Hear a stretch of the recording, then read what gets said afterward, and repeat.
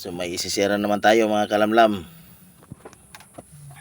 Multi-cab bantay.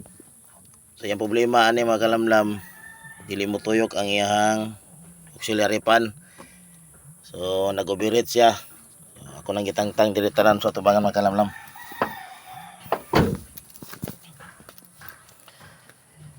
Ang gitangtang auxiliary pan radiator para i-sure nako kung mayroon bang tumuyok sa auxiliary fan niya. So goods naman yung auxiliary fan niya,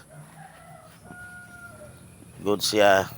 Tapos ito tinanggal ko lang lahat para sayon ra pagkot-kot aning mga tube sa aircon kay ipagana na tong aircon pud ani mga kalamlam. Daghan ang mga ipagana ni mga kalamlam, aircon, tapos iyahang stereo. Pero kanilang sa mga kalamlam,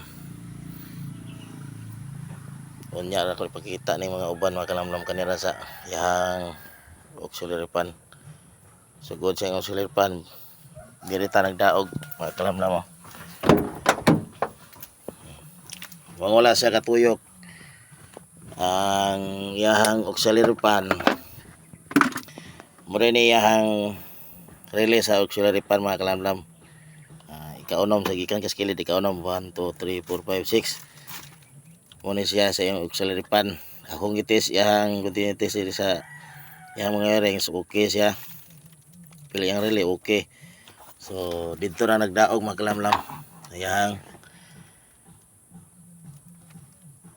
water temperature sensor, bulol naman tani mga kalamlam. Water temperature ni siya mga kalamlam. Dito ni dapit dire dapit sa kilid-kilid ni gamay sa yang head. Koneksyon ni sa sa tubig magdagan na nito na siya diha na ibutang diha dapit. So basin og makaagi mo ani mga kalamlam katong mga owner diha nga nain-ani nga mga sakyanan. Pag di na mo tuyok ang inyong auxiliary fan,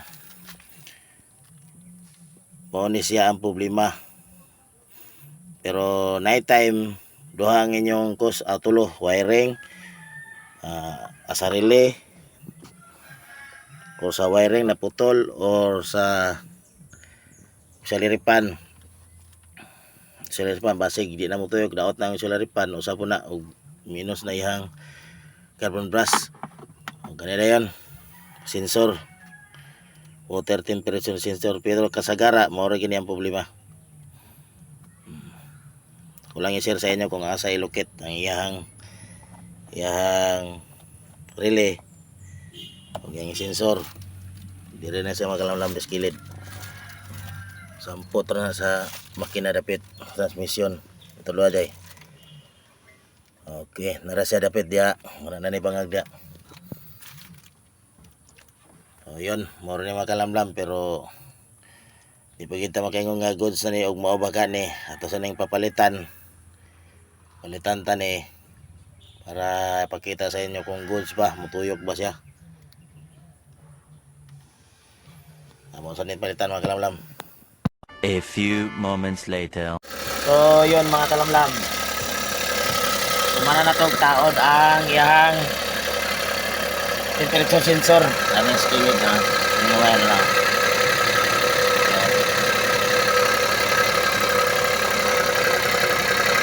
Di ka maklaro pero karing nga wire mga kalamlam kami gikuy-kuy na ko kung nila ang temperature sensor.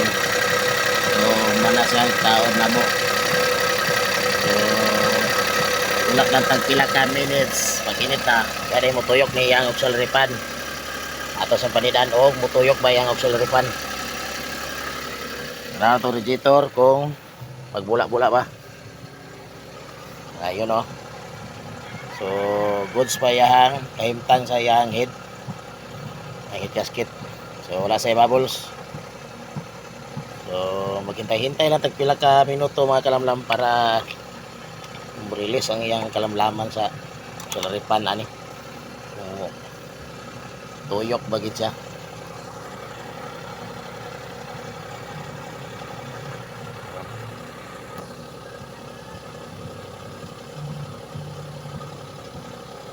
Ayun, minawa na sa mga kalamlam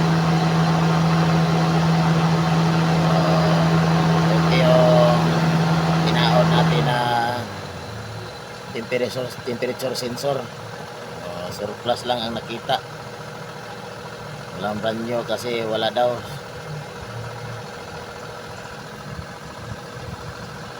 Shout out pala dyan sa yung mekaniko na nagsabi na hindi tayo marunong magtulit. So sige lang, okay lang. Kahit kaanong saway nyo sa akin, wala akong pakialam sa inyo. May-ari nagsabi na hindi daw ako kabalo magtulit, hindi daw ako marunong, so wala akong paki sa inyo. Gawin ko ang gusto kong gawin, gawin nyo rin ang gusto nyo. Kasi yung pinagbilihan itong sensor sa temperature sensor, may mekaniko doon. So sabi ng mekaniko na pwede na daw hindi itaod o ilagay ang temperature sensor kasi pwede daw i-condemn. So sa akin pwede rin naman, pero pag mayroong mabili ibalik sa standard, wag muna i-convert kasi may mautro talaga sa ano natin, sa settings ng makina natin, o pwedeng malakas sa consume ng fuel, ganyan. Makikita talagang mga utak yung ibang mekaniko, pero sa kanila na yon. Sa akin ay gawin ko ang kung anong nararapat. Bahala kayo dyan kung sawayon nyo ako. Yan o. So okay ang gawa natin.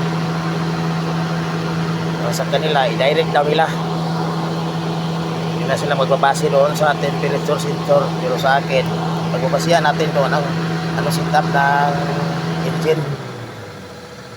Yan, okay na. So okay na, pero marami pa itong problema sa aircon. Pero na-check ko na yun sa aircon, yung meron siyang leaking siya, yon dito. So pag ano na lang dito, pag ang kulang nito is ano na lang, paglagay ng preon. So pinulihan ko na yan na o-ring, kasi dyan nag-leak yung preson na dyan. Mahirap tayong magtagalog nito kasi Bisaya man tayo. Yan. Saka ito sa part ko na lang ito kasi para hindi hahaba yung video natin, kahit kalukuhan lang itong ginagawa natin. Goods din naman. So sa mga mekaniko dyan na marunong, saludo ako sa inyo. Saludo ako sa mga teknik nyo na kundim-kundim yung tirada nyo. Okay din naman din kundim kung wala nang kapainan nga, walay baligya. So siguro paingon tayo dyan, mag-convert. Siguro kung mag-convert, pang ano lang yan, pang hindi habang buhay na nandyan na yan. Ano lang dapat yan, mag-convert or emergency lang yan. Hindi na sa inyo kung anong buhatin nyo dyan. Mga mekaniko na ganyan, pag walang alam ang may-ari, talagang mahurot, talagang kundim yung mga wirings ng makina nyo pag ganyang utak ng klaseng mekaniko. Shout out dyan sa mekaniko na ganyang pangungutak. Talagang ako pa ang inyong walang alam. Kaya nga pagpulihan ko to kasi alam ko na daot yan. So, pag sa inyo, pwede sa inyo yan na kundimon, kayo lang. Yun lang mga kalamlam. So meron pa itong isusolve ko. Isolve ko yung RPM na yan, mataas ang RPM nya. So i-rev ko lalong yan, drop, baba, taas, isusolve ko yan. So sa parto na yan, kasi itataod ko pa tong uban na tubilan ko pa tong preo ng aircon. So hintay lang sa parto, baka mayroon din ako, baka mayroong Mayroong makakita sa ganito kong mga share, kahit basic lang pero nakakatulong to. Ayun, salamat sa panonood.